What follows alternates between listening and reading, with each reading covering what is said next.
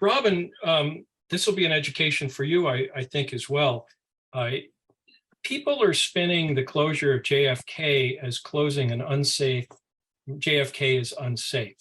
That is not true. It isn't true. The JFK corridor includes Stanyon and Lincoln and Kezar Drive and Fell Street and all those side streets. And in fact, there were 62 accidents over a 5-year period in those streets. 36 of those accidents were outside of Golden Gate Park. Of those accidents, bicyclists were at fault. There's some no-fault accidents, so it doesn't total out. But bicyclists were at fault just about half the time. Cars 13, bicyclists were at fault 11.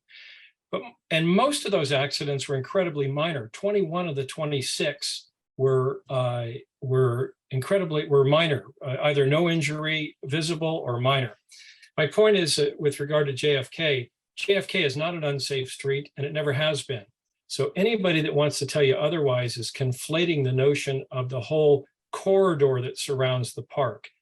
And I want to point out that since the closure, there has been at least 5 bike pedestrian accidents on JFK and up until the middle of last year when the MTA stopped recording those accidents.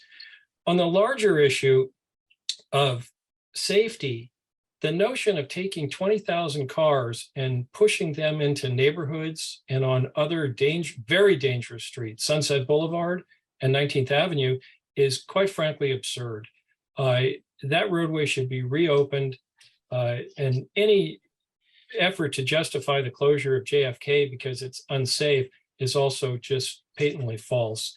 And I assume that people don't understand the data who would tell you that JFK is unsafe, because the alternative would say that would have me saying that they're misleading you. And I don't blame people for misleading people. I say maybe they're uninformed, but JFK is not unsafe.